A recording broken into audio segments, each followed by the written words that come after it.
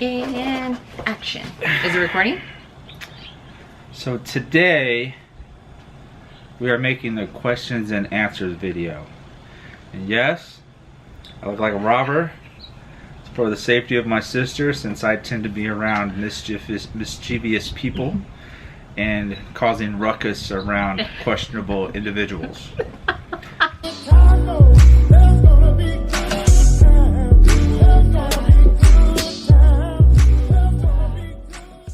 I feel fine.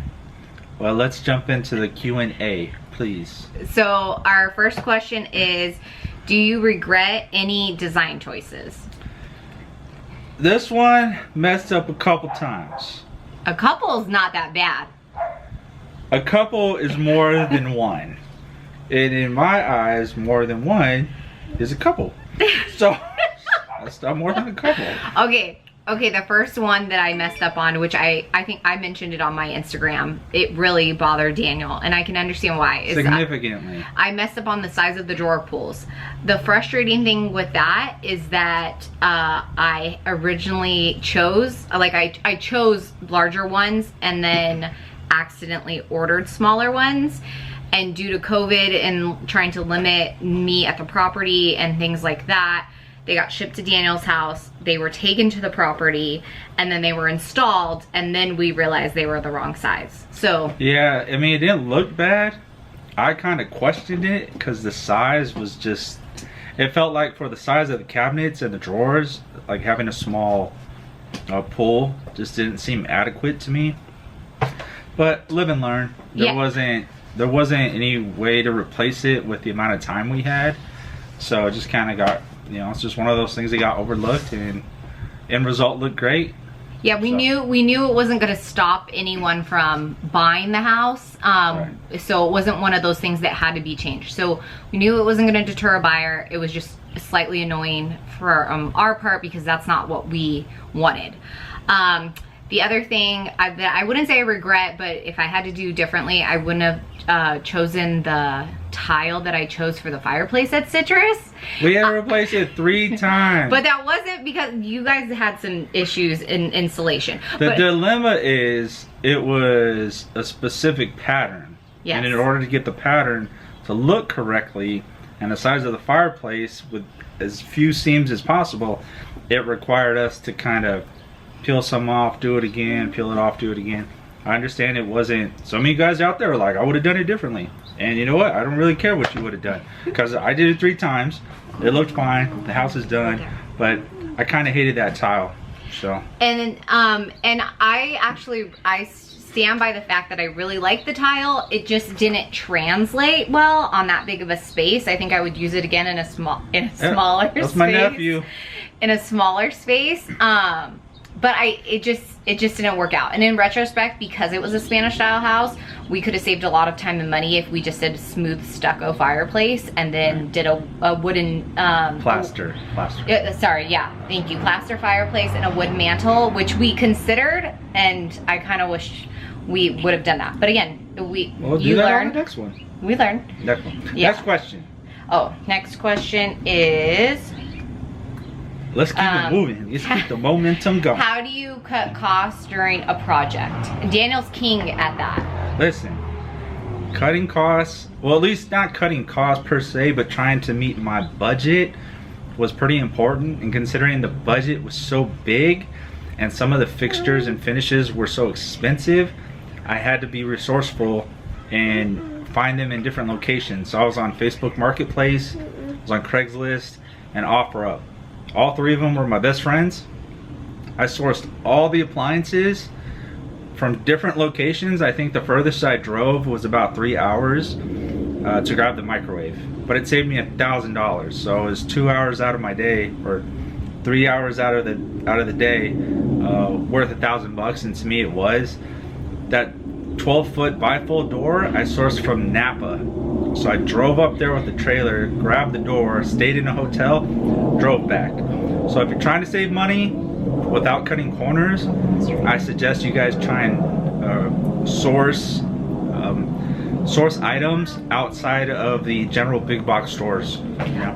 Another thing I want to mention is like the copper sink Daniel found that used, and it was in good enough condition that we just needed to clean it up and seal it to put it back in there. And if you guys followed along with my kitchen makeover we did about a year ago. Get that shit. Come on, get that shit.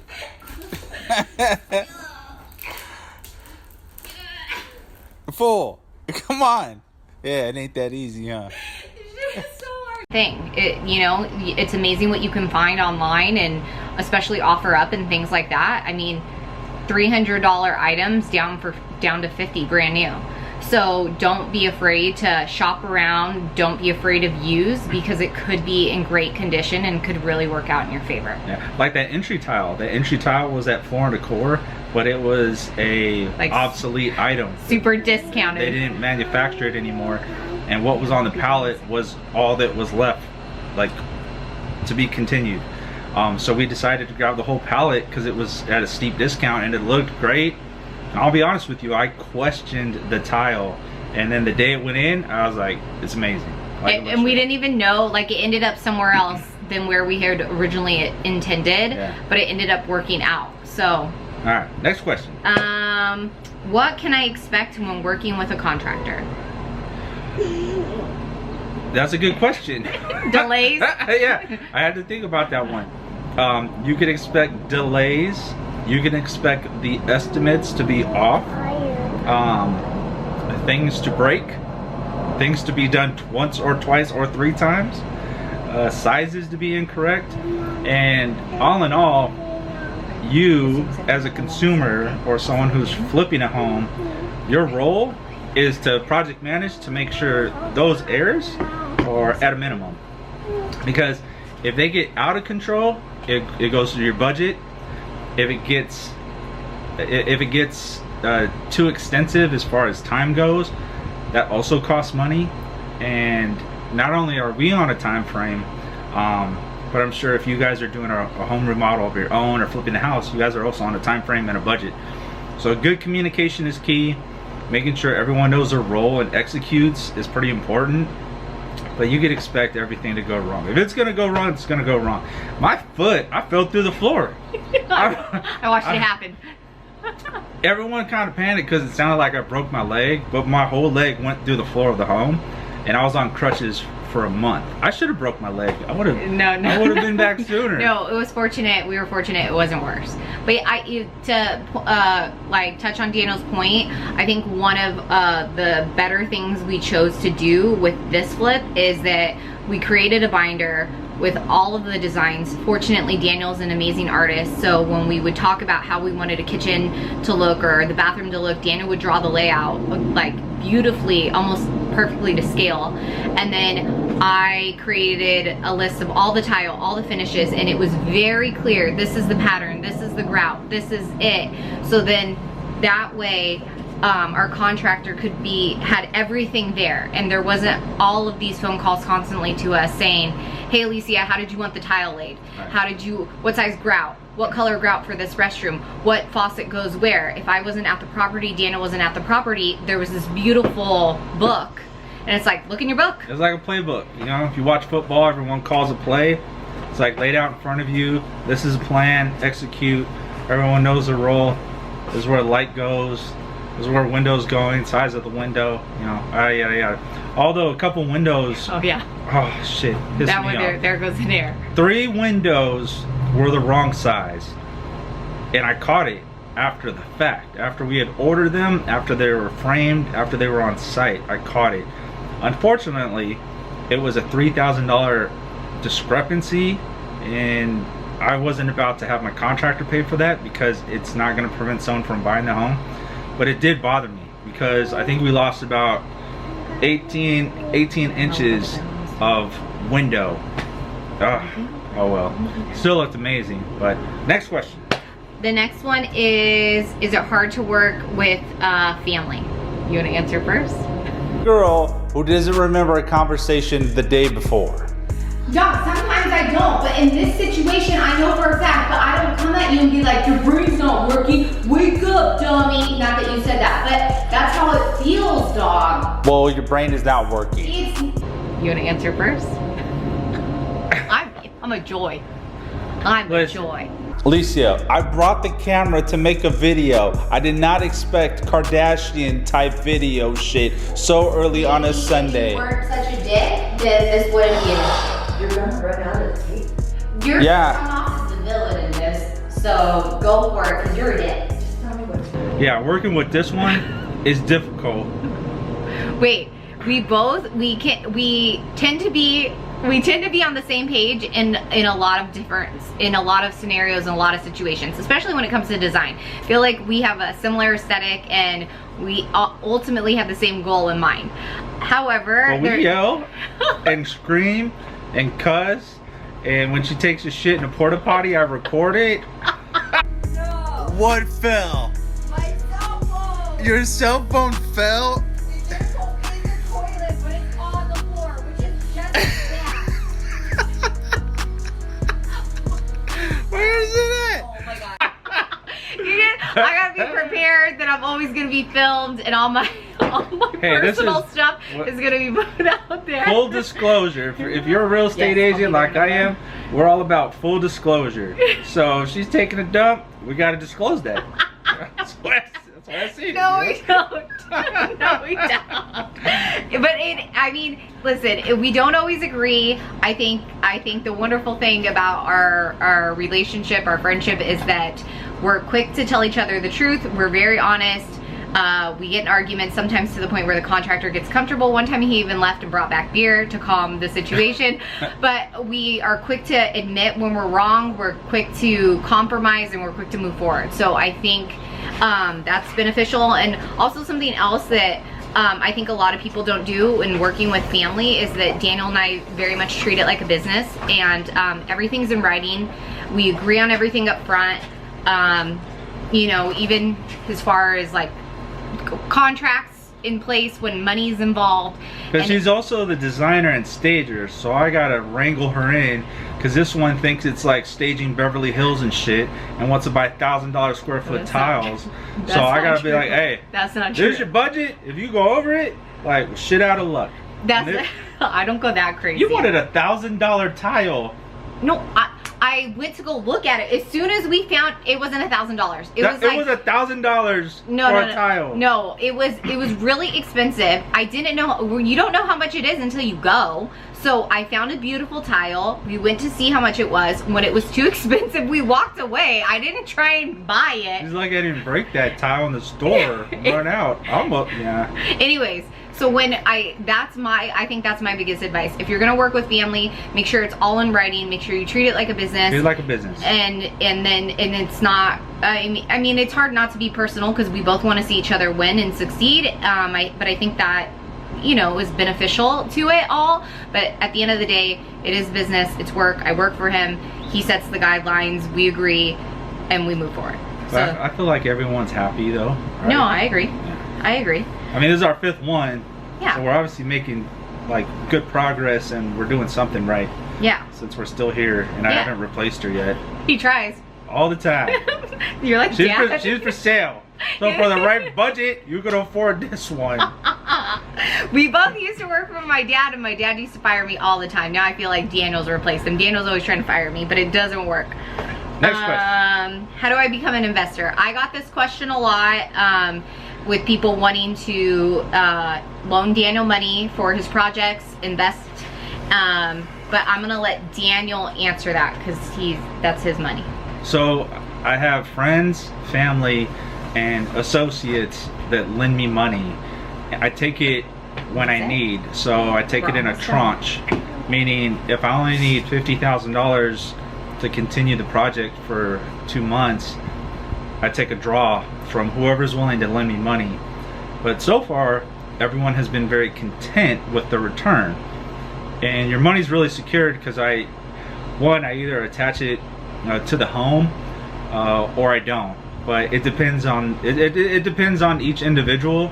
But if you're interested in putting your money to work, because I'm sure it's not making any interest in the bank, give me a call, send me a text, DM. shoot me a DM, talk to Alicia, and we could talk figures on the next project. And I tell everyone, you only want to lend money that you're comfortable with not seeing immediately, right? Like if you need that 10, 20, or $50,000 in the next 2-3 months, don't let me borrow it, because my project tends to take 6 to 8 months, and that's how long I'm gonna have your money tied up for. But everyone's happy.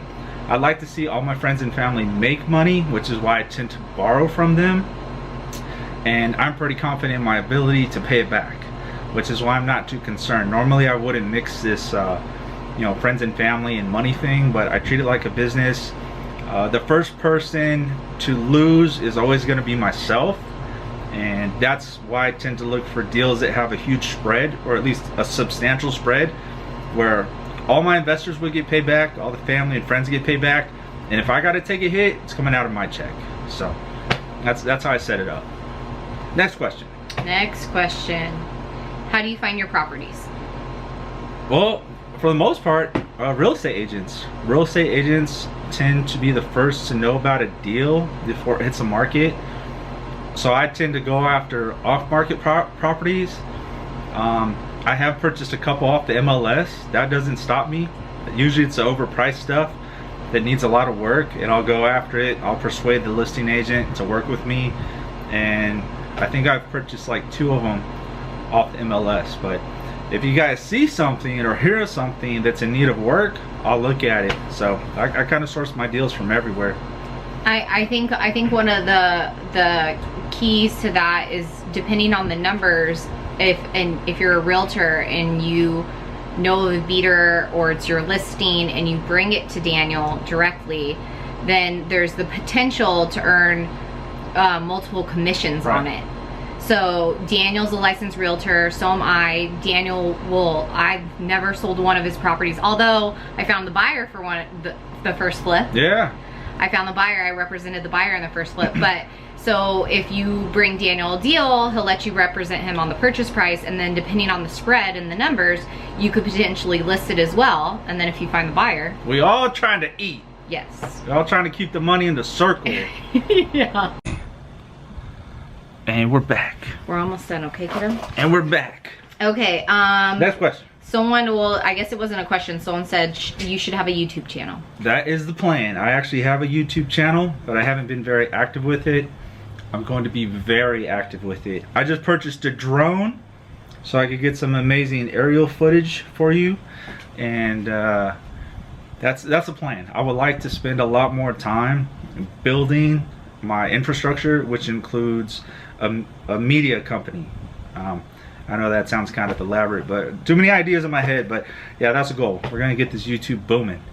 Cool. Next question. Next one. What were the final numbers? Dun dun dun. Final numbers. I spit. Good Don't be thing spitting at me. Good thing I got a mask on, you sucker. Crazy. That way. All right. So I think it would be pretty. It would be pretty immature of me to tell you what the check would be without going over the entire deal. So I acquired the home for about $1.3 million. With that being said, I have holding costs, I have repairs, permitting, planning, utilities, staging, commissions, just about everything under the sun. Paying for work 2 and 3 times over because something was wrong. Paying credits to the buyer. So all in all, with that being said, our projected in number was supposed to be $2 million, which I think it would have still made a little bit of money. But the whole point in doing this big deal was to see if we were capable as a team of doing a large deal like this, and to see how successful it would be. The home sold for $2.3 million, which was amazing. After paying everybody, all my expenses, all the investors, all the commissions, the net proceeds check to the company was $454,000, which is great. Which is amazing. It's pretty good. Been the biggest check to date. Biggest check to date. It was pretty good. I feel like a bandit saying that, like I robbed the money. But You look it was like a robber. yeah. It was a good deal. Be mindful. I'm self-employed, so I have some substantial tax that I have to pay. But for $454,000 to come off of that one deal, and everyone be content and want to do business with me again, makes me feel really good. I also try to send business to all my friends, so some of you guys out there helped me on the deal. Some of you guys are licensed and worked on the house, so I appreciate that. I owe you guys barbecue. I haven't forgotten. This whole 2020 has me a little delayed, so appreciate everyone's support. Appreciate her, my contractor Marino. Everyone did a kick-ass job, and hopefully on the next one it'll be just as successful. I talked to one of the larger investors who lent me money, and this is the funniest thing. I don't even remember what this guy looks like, but he lent me the most money for this, and he said not every deal is going to be a grand slam. He's like, hit singles, hit doubles, and once you get a grand slam, it's going to feel good. So I feel like this was a grand slam. We knocked it out the park, made good money, but I'm not sure if we're going to see this kind of return again, although I would like to. I'm just content with making money and continuing to grow, and maybe doing two or three of these at a time. So Yes, multiple. Yeah. Do you want to end on anything? No, Ethan, do you want to say anything? Want to say anything? What do you want to say? Want to say? Come to death row? Want to say that? Come to death row. Do business with me. Do you want? Look at his face. He's like, you're scaring me, Uncle Dog.